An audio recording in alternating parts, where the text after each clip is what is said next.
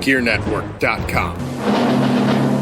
The following is a presentation of the Gear Radio Network. From the Gear Network Studios in Rochester, New York, this is the Listen In Podcast with your hosts, John Cimino and Brennan Gorell. And now, John. You know, Brandon, I was thinking, maybe, just maybe, for next week's episode, I'll use the theme song to the hit television show Rock from the 1990s to bring us in. How's it going, everybody? Welcome to Listen In the Podcast.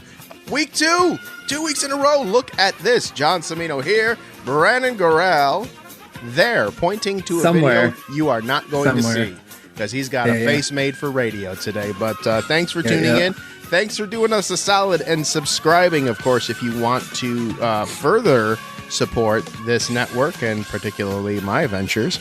You can do so by going to patreon.com/IamJCMoney. That is the JC Money Show Patreon page. You get all of the podcasts that I am on. This one, JC Money Show, Trust the Podcast, Better Live Than Dead, completely commercial free. If you are a paid member, if you are a tier 2 member, you will get video casts, exclusive blogs, discounts to wrestling shows that I'm a part of, and all sorts of other fun shit. So very, very cheap way to support. But of course, if you are even cheaper than that, a simple download and a subscribe helps us just as much. So thank you for doing that. On today's show, we are going to just talk. We're going to do the talkings just like we did last week because that shit flowed like water. But Brandon, my man, how goes it with you today? Oh, it goes, man. Your microphone sounds a lot better. Yeah, I don't know what I did. I did nothing other than just move it to my desk where I had it last time. Yeah, I don't know.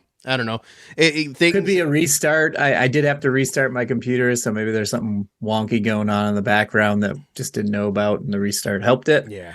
But yeah, you definitely sound a little more normal with a little nasally, a little congested.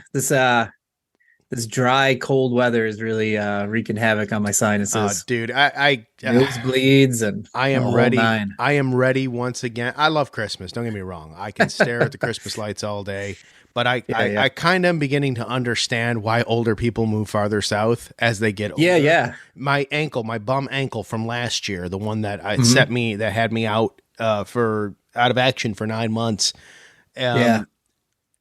This cold weather has really, this is the first like off season since or off summer season, winter season since the all clear. And this week has been horrendous. I've had a hard time walking this week. So obviously no working out, which sucks because when you work out continuously, obviously you do. So you know exactly what I'm talking about here.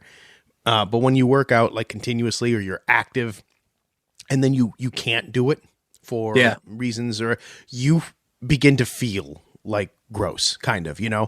And that's kind of where I'm at right now with myself, is I'm feeling a little gross because of the fact that I can't do any sort of, lifting with power or really any walking cardio kind of thing. I finally was able to get my ankle adjusted a little bit today, so it's less on the painful side, and if I could just get it back down to where there's just some discomfort, I think I'll be okay.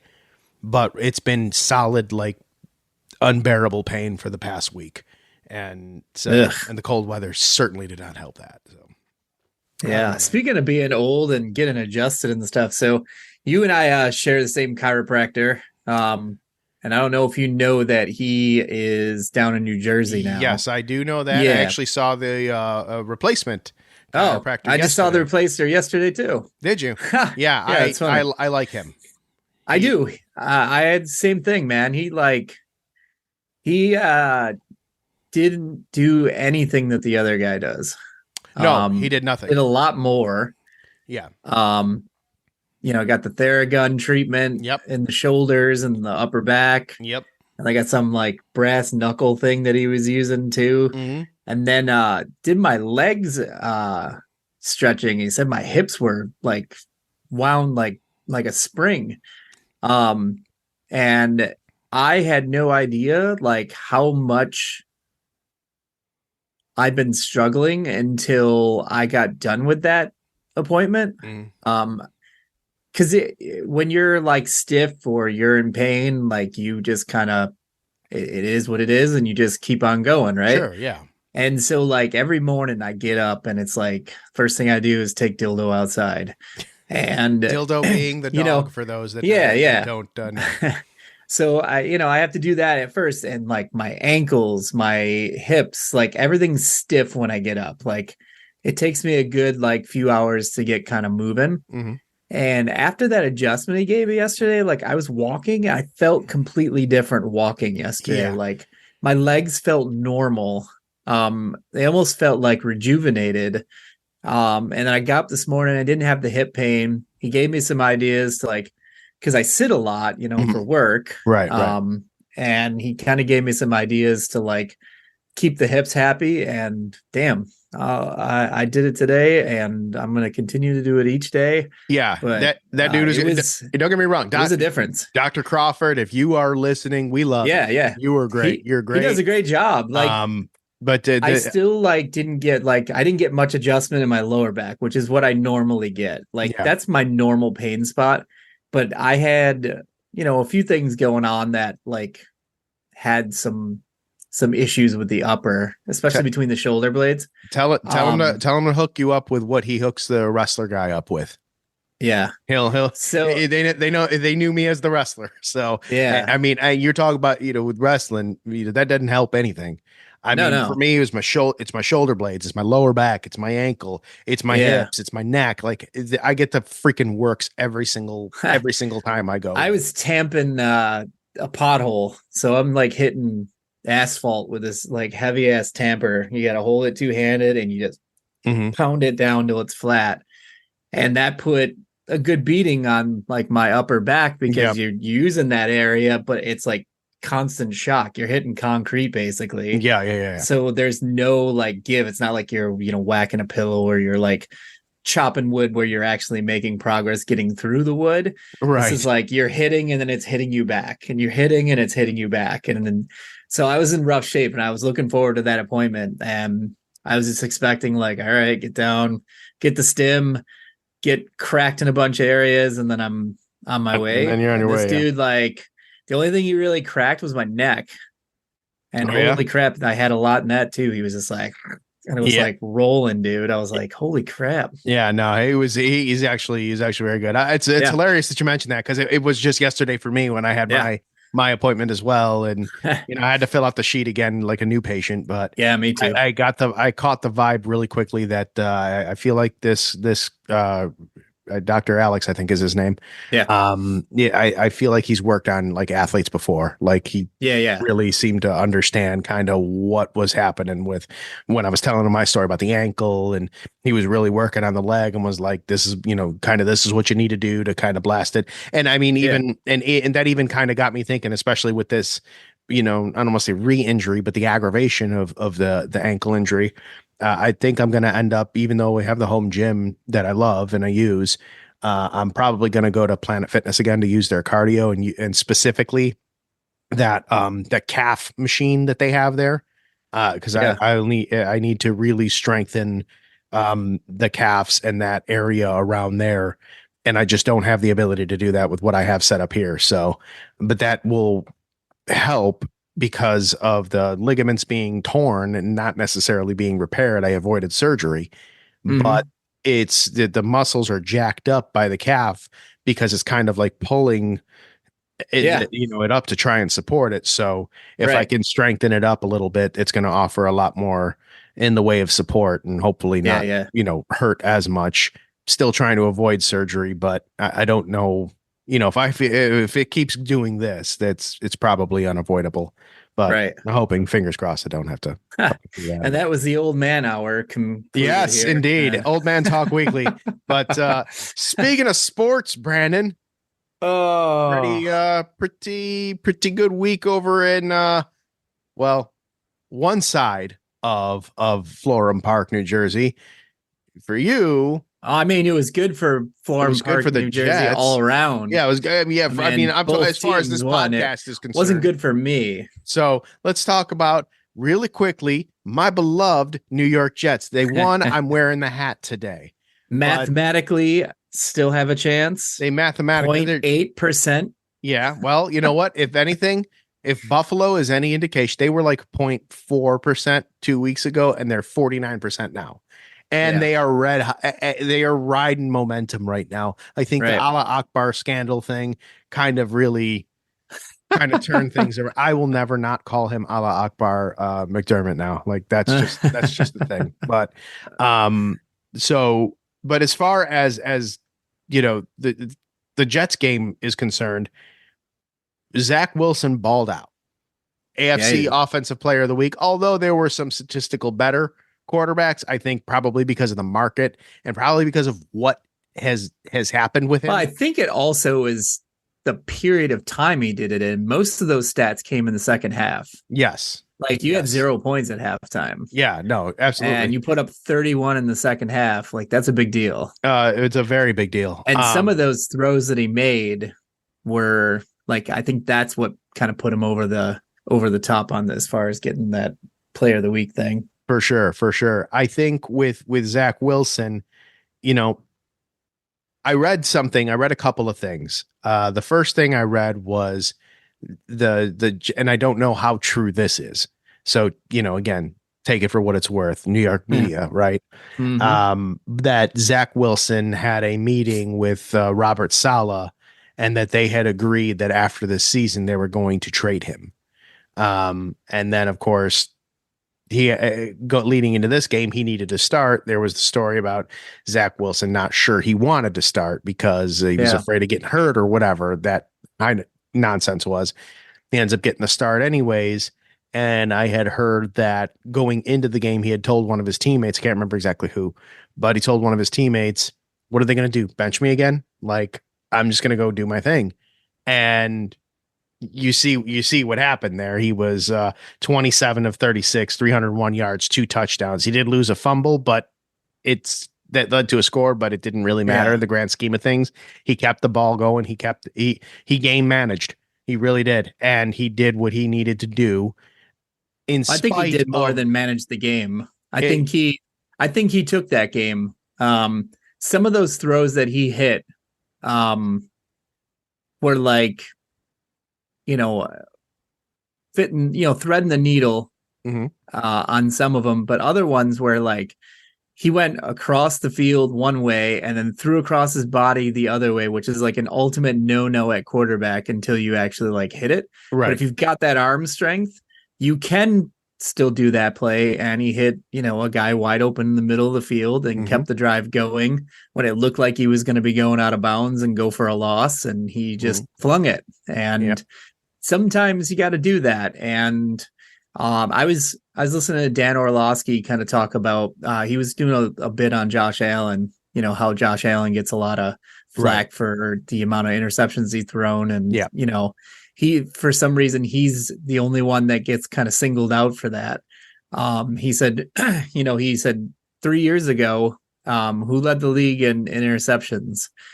And they were like, I don't know. He goes, it was Tom Brady. Tom Brady led the league in interceptions, and guess what he did? He won the Super Bowl that year. Right. He's like, the next year, he's like, who won the Super Bowl? It was the Chiefs, right? He says, and who led the league in interceptions? It was Pat Mahomes. He's like, you know, he says, you know who had the least? He's like, Daniel Jones. He's like, so he's like, you know, there's this narrative. He says, you know who? He says in the Super Bowl that. Or no, the Rams was the one before, or the one after, I think. It was the Rams won the Super Bowl, and he says, and guess who led the league then? It was Stafford. And Stafford won the Super Bowl. He's like, you know who was second in interceptions? Joe Burrow. He was at the Super Bowl. He's like, you know who was the lowest in the league?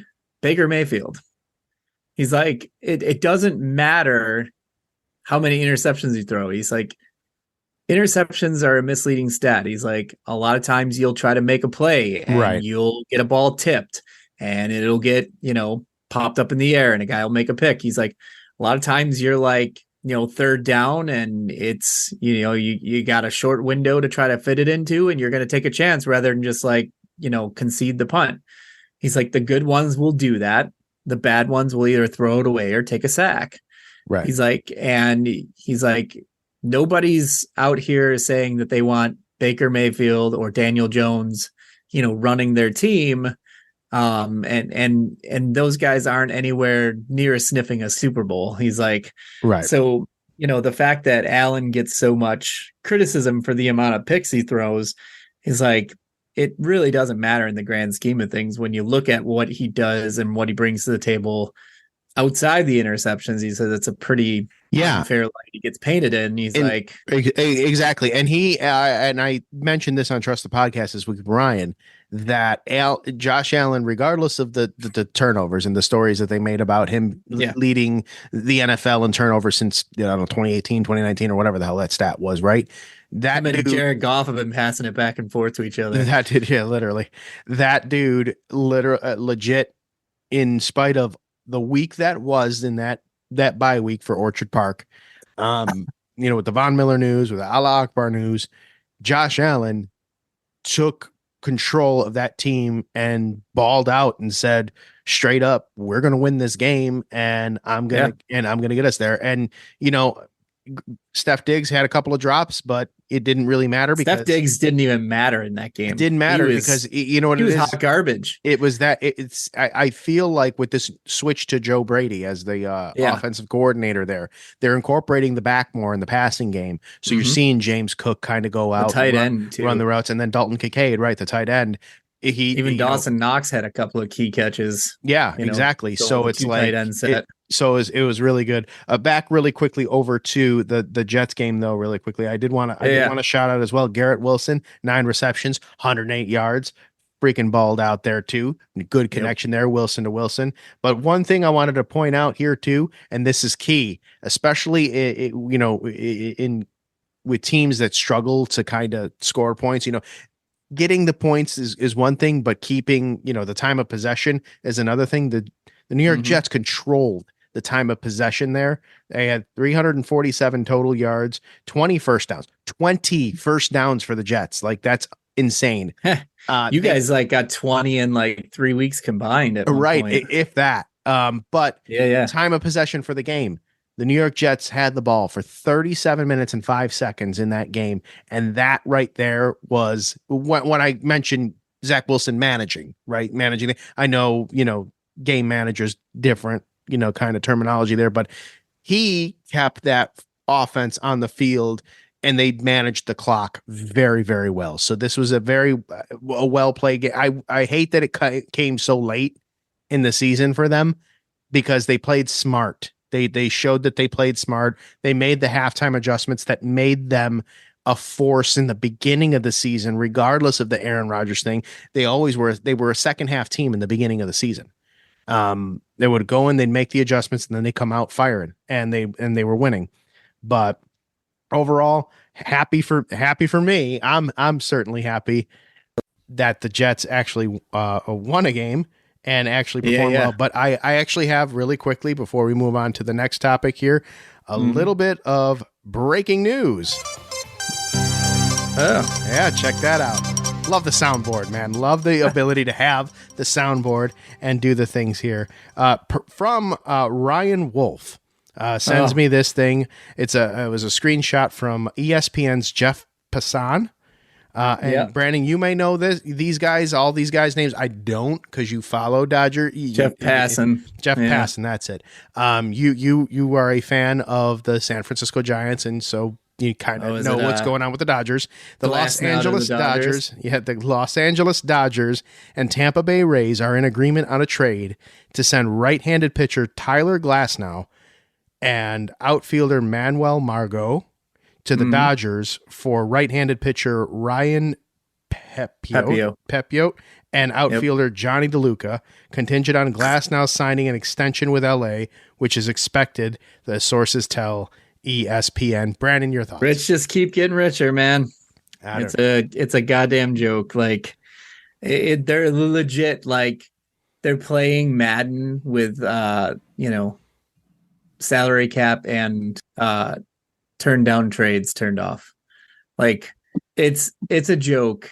LA now has 3 MVPs on their team with Mookie Betts, who had multiple MVPs, Freddie Freeman, who had an MVP, and now they have Shohei Ohtani with an MVP. Mhm. They're adding Glass now to the roster, and they're not done. They're going to keep going. They're still going after this Japanese prospect, this pitching prospect. So they're trying to get him, and they'll probably spend, upwards of 300-400 million on that guy. It's a joke. It's a joke what they're doing. And I heard that fucking cuck get on there, Ken Rosenthal, the other day after he signed, say that, it was good for baseball, the $700 million deal and him going to LA, one of the biggest markets. It's good for baseball. It's not good for baseball. And then the guy went out and pissed all over the city of San Francisco, saying that, the reason free agents aren't going there is because the city of San Francisco's got crime problems. Oh, God. Dude, Chicago's got crime problems. Yep. New York's got crime problems. Boston's got crime problems. Yes. LA's got crime problems and homeless problems. And smog. Like the fact that douchewad got on there and just shit all over the city is bananas to me. I love the Will the Thrill. Thing you sent me yesterday. Will the Thrill just does not give a fuck. He does not. And I am there for that's why I grew up loving that guy. That guy's my freaking hero when I played baseball when I was a kid, man. That guy was a gamer. Yeah. They don't make guys like that anymore. No, he clearly he still don't give a shit. He's like fuck the Dodgers. And he still hates the Dodgers. and I love that See all these guys being friendly with each other. He's just like, fuck you. You're right. They don't make him like that anymore, man. Again, it's a joke. I mean, and the crazy thing is the Dodgers will somehow find a way not to win the World Series next year. Oh yeah, they're spending all this money just to get bounced in the DS. Yeah, and I'm there for that too.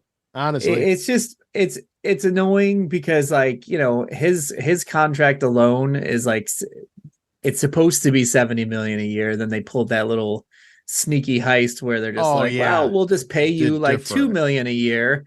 And you'll get all the rest of it after you retire.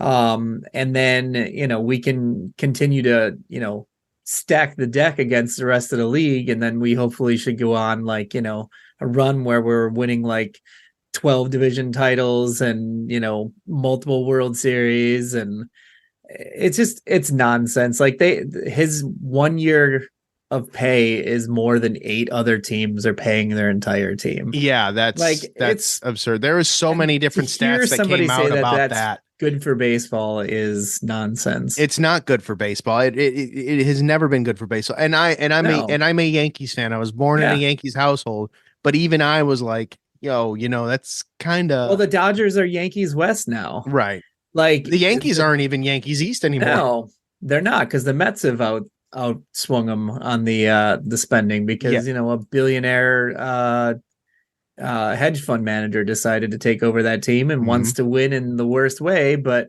he doesn't know how to spend money. He just spends it carelessly and racks up a bunch of washed talent. It's why I've told Mr. Paul this. I've told you this too.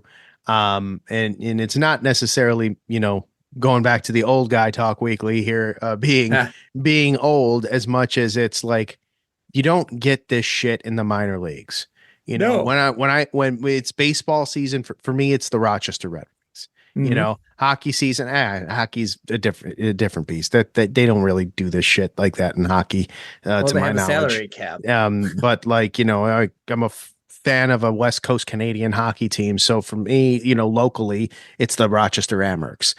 The 2 leagues right now that in professional sports that have the most parity is the NFL and the NHL. Yeah. And it's because they have a strict salary cap and it's the same cap for everybody. Mm-hmm.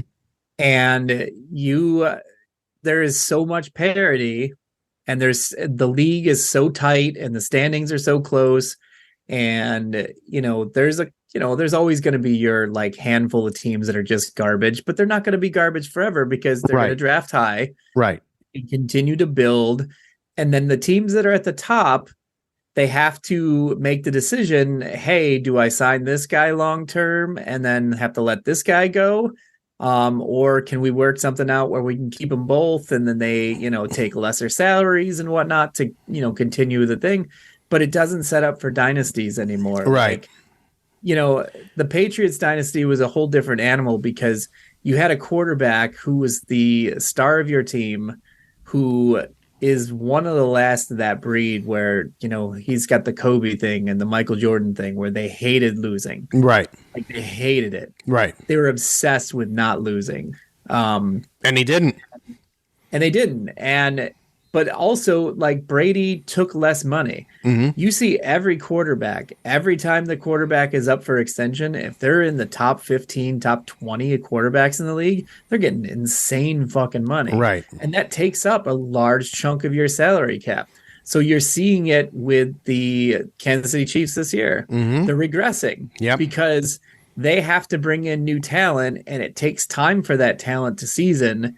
They don't come in and replace, they don't come in, draft a guy, and then he's Tyreek Hill again. Right, exactly. Like, they even had, like, veteran guys like Smith-Schuster last year, guys that still could get it done, that took a little pressure off of Kelsey. Yeah. But now it's like, it's the Kelsey or bust show. Right, exactly. And I think Kansas City at this, at this moment here, and we're going to head to a commercial break after this thought, and then we'll jump back in.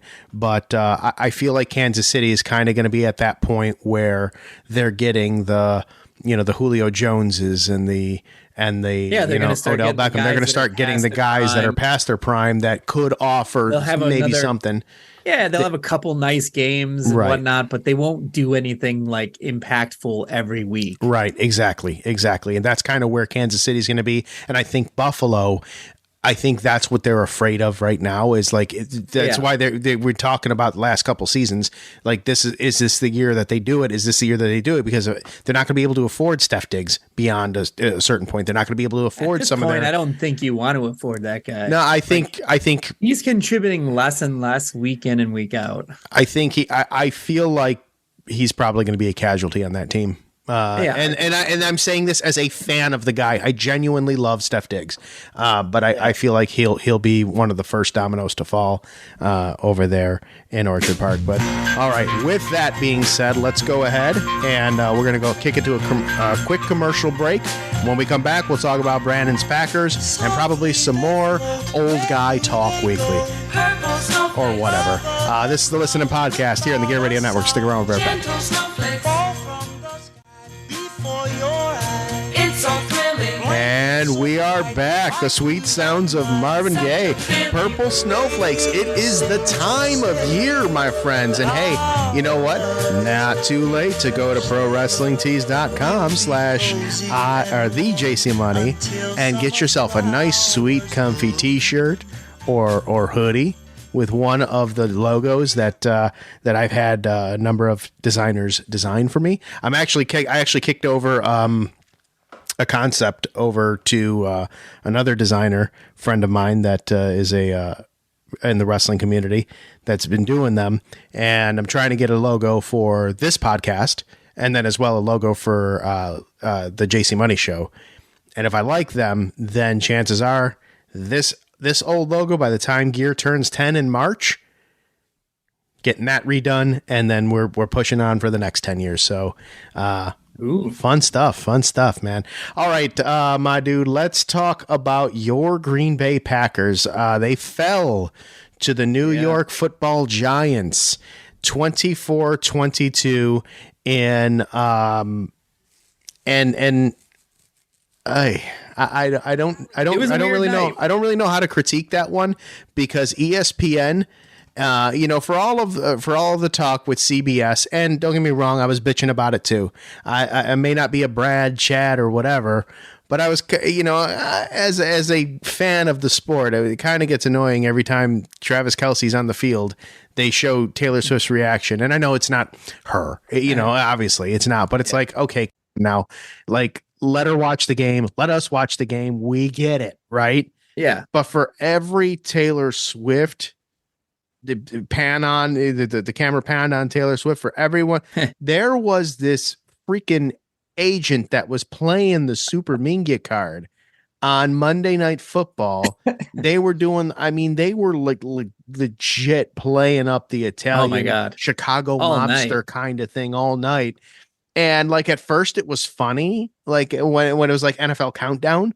But as it started getting into the game and you started seeing it more and more, and then they were Oh my God. Every kissing time on the the guy kissing completed a on the cheek pass. and all that Yeah. stuff, like, come on, man. Come on. Yeah, Like every time the guy completed a pass, they were like zooming into the crowd to see his dad and his agent's reaction and everyone around him and get a touchdown. They're all doing this. And I'm like, yeah, listen, like it's look, cool. It's a fun story, but they're killing it already. Like it's it's dead. overkill. This was the same guy that against the New York Jets, Brian Dable did not allow him to throw the ball at all.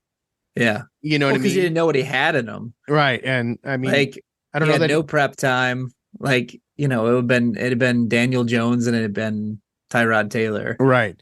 Getting all the reps. This guy was just kind of, scout team basically. And it's not like he put up any sort of like major numbers here. He was 17 of 21, Tommy DeVito, 158 yards with 1 touchdown.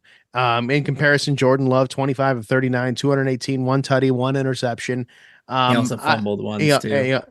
So Brandon, I defer to you with this one, man. What went wrong with Green Bay this week? There's several factors. The first one is that for as much as a rhythm that Matt LaFleur was in the last 3 weeks, especially with his play calling, where he got these guys out and moving, and they score on opening drives, they march down the field. They got a balanced attack, or they ran the ball, then they play action off the run. They went out and they went straight passing right away. They basically just like herky jerky, like, all right, let's get out there and do this. But he didn't account for what was going on. It was windy as shit in New York. There was a couple of throws where they showed the end zone angle instead of like the side view, which is what you normally see on TV all the time, the sideline view. They showed the end zone view, so you can see the whole line, the whole play developing. And there was a couple of throws that Jordan Love had made where he threw it towards the target, and you see it heading towards the target, and then it went hard left. And I could tell it was windy after that first kick that Randy Bullock missed. Randy Bullock had it. It's going straight down the center. It looked like it was going, and then all of a sudden it just kept fading, and then it was wide right. And he's kind of like, how did that not go in? Like, what the hell happened there? It was very windy. And, when you're a quarterback who relies on timing and you put touch on the ball, like that affects the game. And it took him a little bit to get going and like figure out like how to play it properly, what touch to put on it, like what to, where to throw the ball and kind of like play the wind. While he's, fumbling through that in the first half, the Giants are running the football and we're not. Despite like them actually doing a good job with the run when they had it, AJ Dillon had 15 for 53 yards. And then Patrick Taylor had 4 carries for 30 yards. He was averaging 7.5 a carry, and yet he wouldn't put him in there and he wouldn't run with it. They ran the ball 25 times total. 2 of them were from Jordan Love and 4 were on reverses to Jaden Reed. The Jaden Reed one worked on the one play for 20 yards, got the touchdown on the end around. After that, Matt LaFleur went to it like 5 more times. 4 of them to Reed, 1 to Toure. Then they went with this weird ass double reverse flea flicker thing that had no chance worth of working. It just, didn't get into a rhythm on offense. And that's part of why they didn't do it. The second part is that Joe Barry, he read all his articles this past week. Everyone was giving him his flowers and saying, yeah, maybe, everyone was a little bit wrong in thinking that Joe Barry was, the issue. No, we were right. And he's been the issue. The one thing that Green Bay has done and maintained doing during this run was they don't allow you to score, but they give up a shit ton of yards. They get down there. Yeah, they may get field goals and maybe occasionally get the turnover. Right. But teams are moving down the field with relative ease. This was another game where a football team played against us and had over 200 yards rushing. This 39% of the games this season, they've had 200 yards rushing against us. Oh, that you can't have that happen. no, not at all. And then you watch the final drive. Jordan Love balled out, and he gets him down the field. After a disappointing end to the last drive, where he had a guy open for a first down, it hit him in the hands, and he couldn't hang on to it. And so they had to settle for a field goal. Right. Got the ball back after the weird Saquon Barkley just tripped over his own feet, went down and fumbled. Got a second reprieve, and he took full advantage of it. And he could have got discouraged. He could have got frustrated, which happened with Rodgers a lot. He threw a ball to Samori Toure in the end zone, right on the dot, had both hands on it. Foot 1, foot 2, foot 3 is about to come down. They knocked the ball out of his hands and they called that no touchdown, which I always thought it was 2 feet. I thought it was too.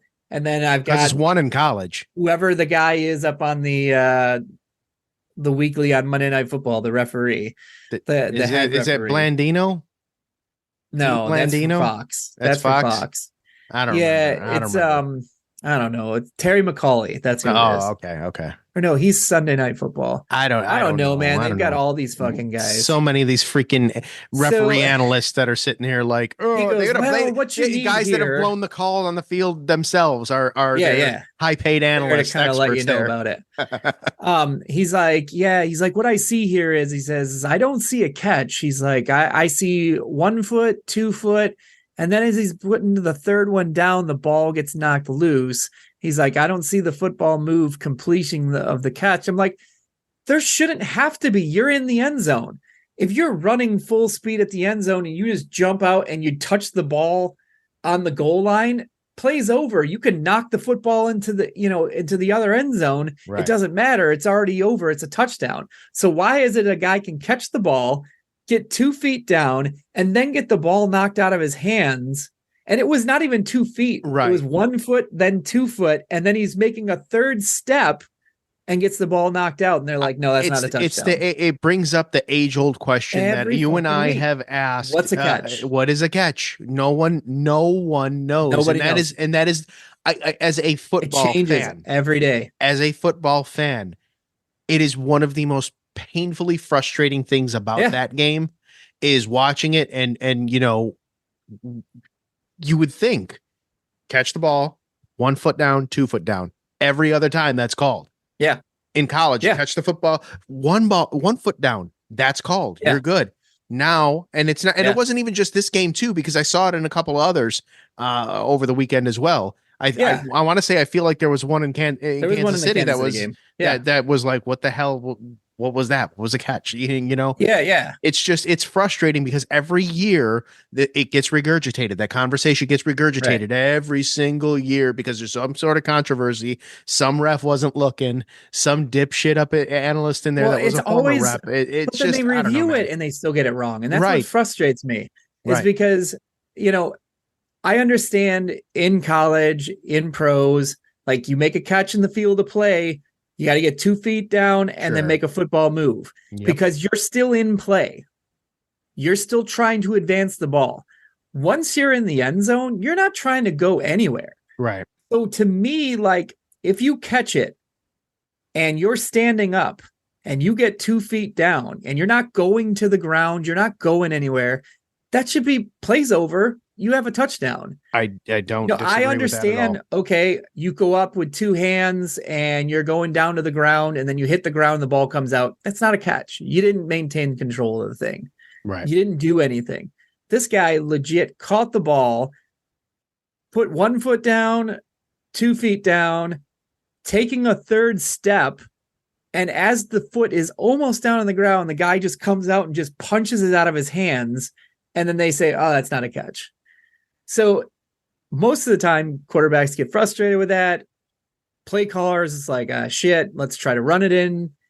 But Jordan Love hits a perfect pass to Malik Heath on the goal line, throws it in the most perfect spot you can, and Heath made an incredible catch to maintain body control, catch the pylon as he's being dragged away from it, and get the touchdown. Helmet's coming off. And I gotta say, for all the shit the refs have taken, that ref got fucking steamrolled with the two guys that came under him, and he got undercut, hit the ground, gets up kind of stumbling, and he's like, that was the touchdown. I was like, all right, that's the way to fucking man up, dude. He got his ass up there and called the touchdown. They took the lead by 1. And so, obviously you want to go for 2 because you want to make it a 3-point game, because at worst you give up the field goal. It's a tie, you go to overtime.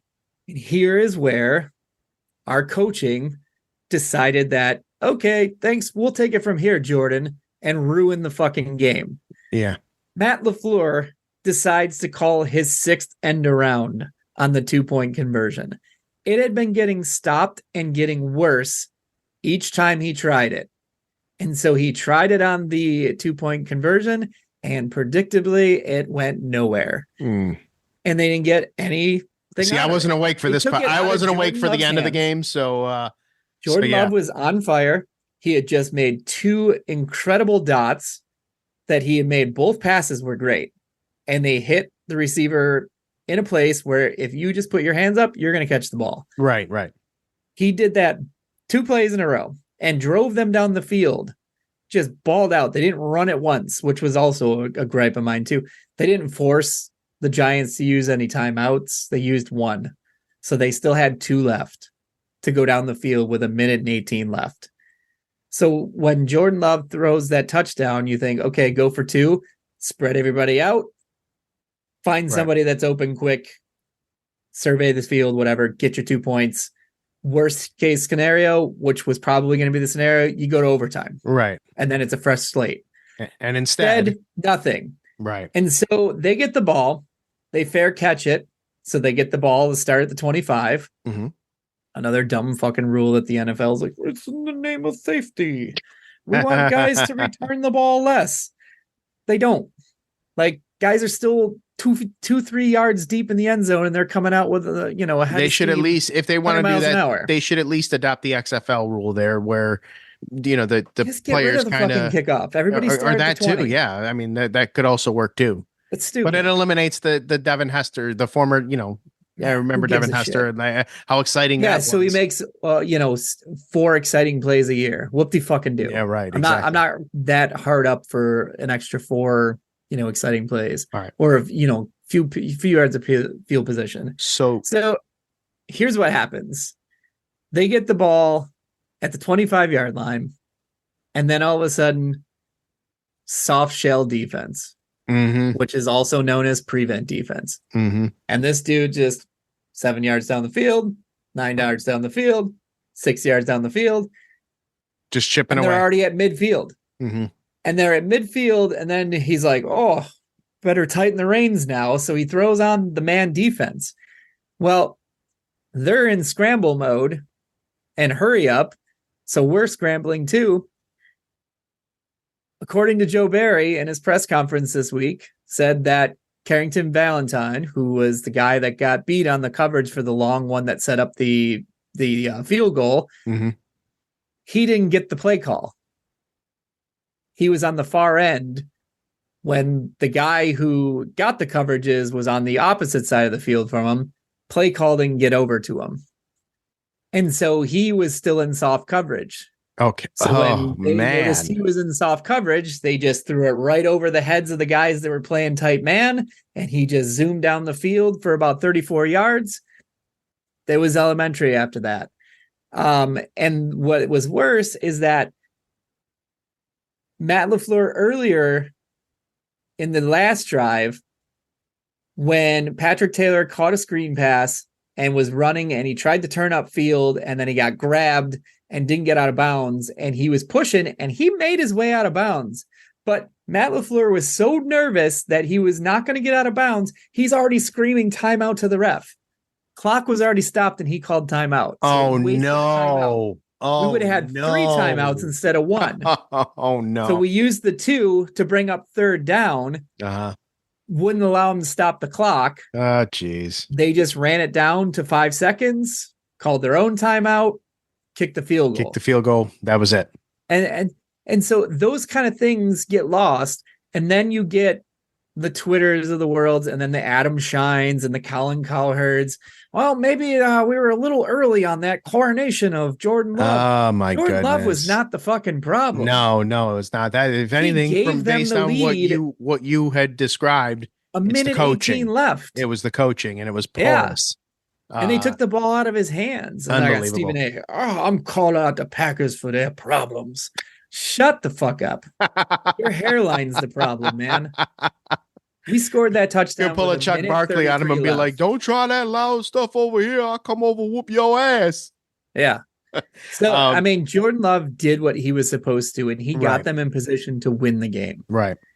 And it's frustrating because this team could be better. Right. But again, like Matt LaFleur has this like inane fear that like new parents have with their kids, where you're walking behind your kid and you're nervous they're going to fall or they're going to do this or they're going to touch that. And you're like nervous. He's got this rookie team and he thinks they're all going to make these mistakes if he just allows them to do stuff. And he has to intervene and try to make it so it's the safest thing. And instead of just letting it happen. And he even said that like, hey, we kind of opened up things and we trusted them to do these things. And then they balled out. And then this week they didn't. Yeah. And so it's really weird. It's really weird that it's really weird because I mean, they're now they're 6-7. Right. This team easily could be 9-4. Right.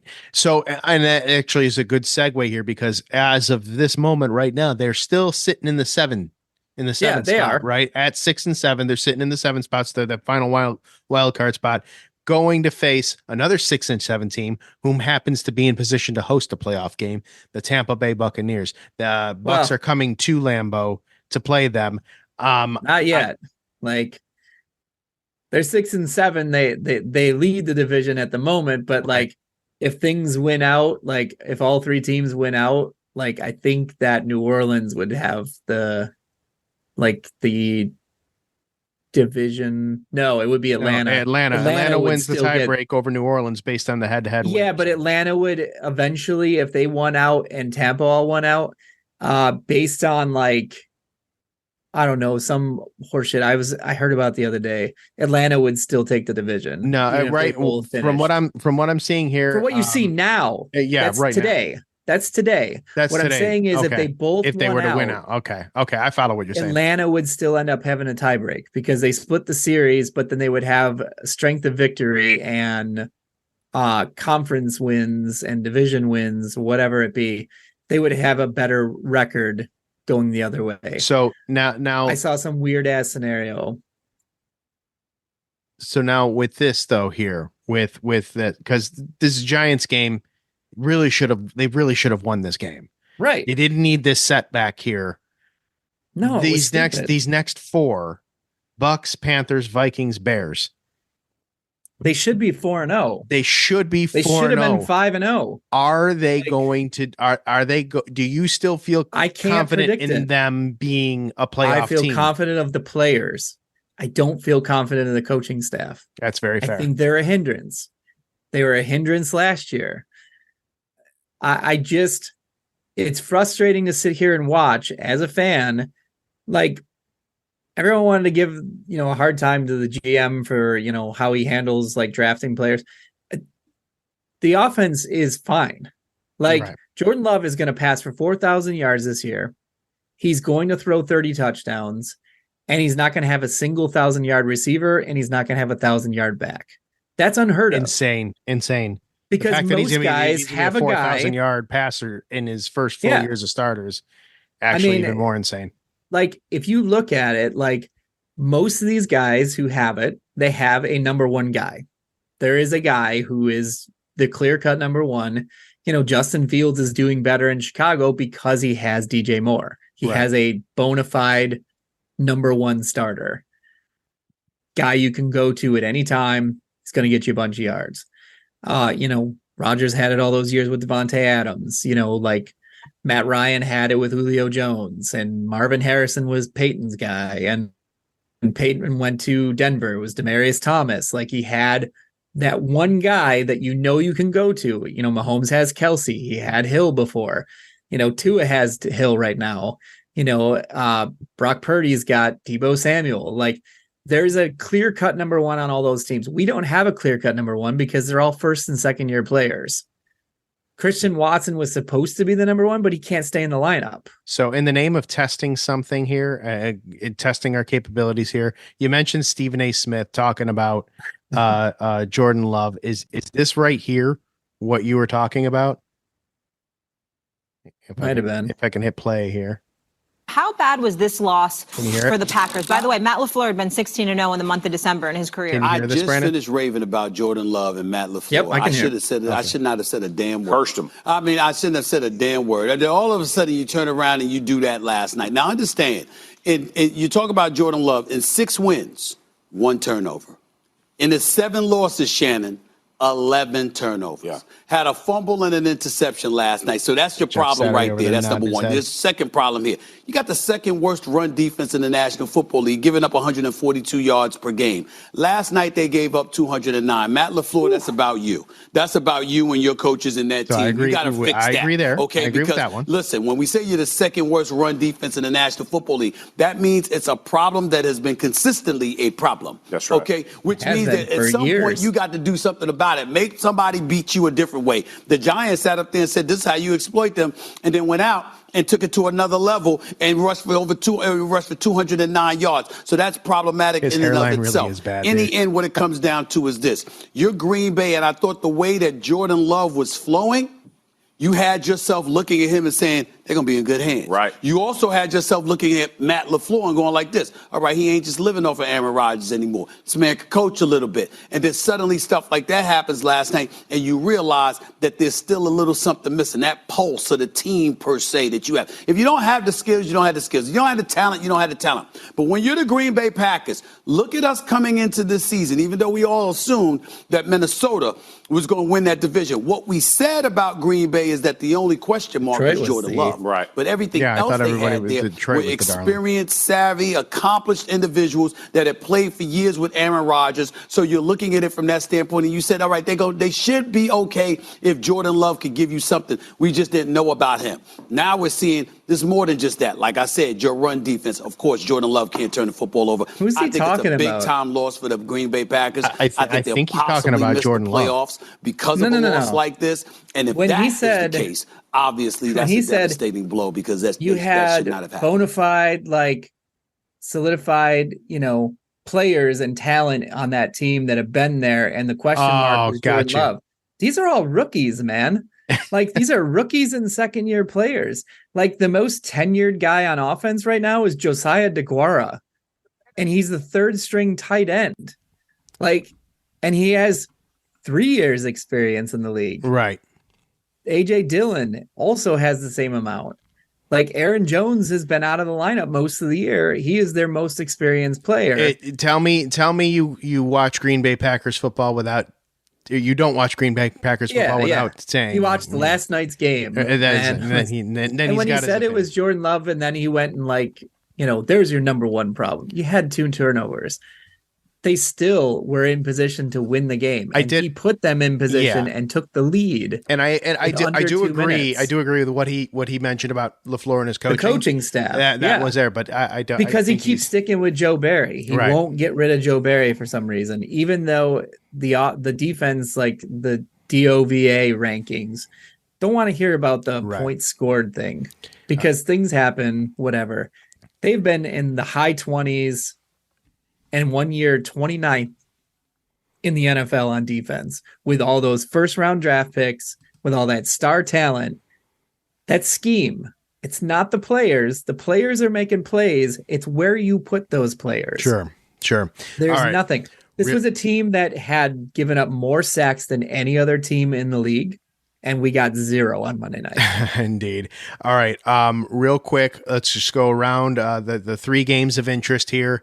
Green Bay, obviously, no, you're going to pick, you got them over the Buccaneers, right? I do. They're at home. I think they're kind of like, hey, we laid an egg on Monday night, and hopefully there's some lessons learned there.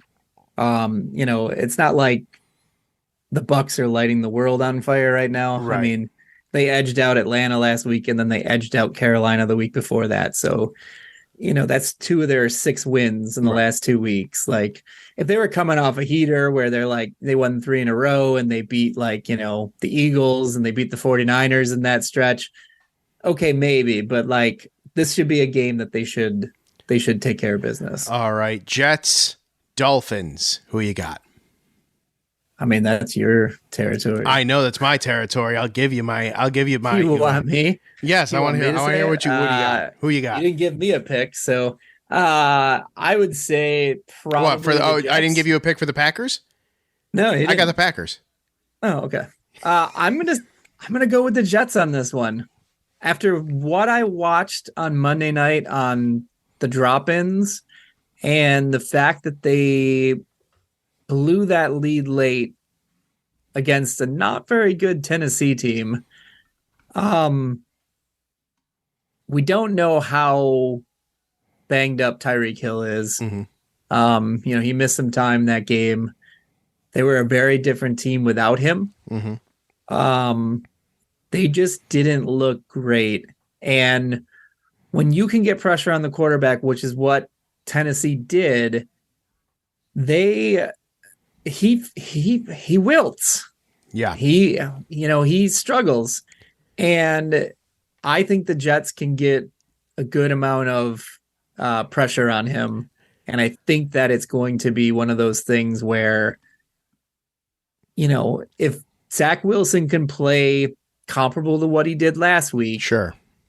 And it's going to be in Miami. The weather should be better than it was in New York when he balled out. Yep. If he can go out and he can do that, the Jets don't give up a lot. I'm gonna say right now, right off the bat, the Jets, the defense, they have kept this team in every single game this year. The Jets, except for a couple. They got molly whooped in a couple. Yeah, but I mean, they can't win them all.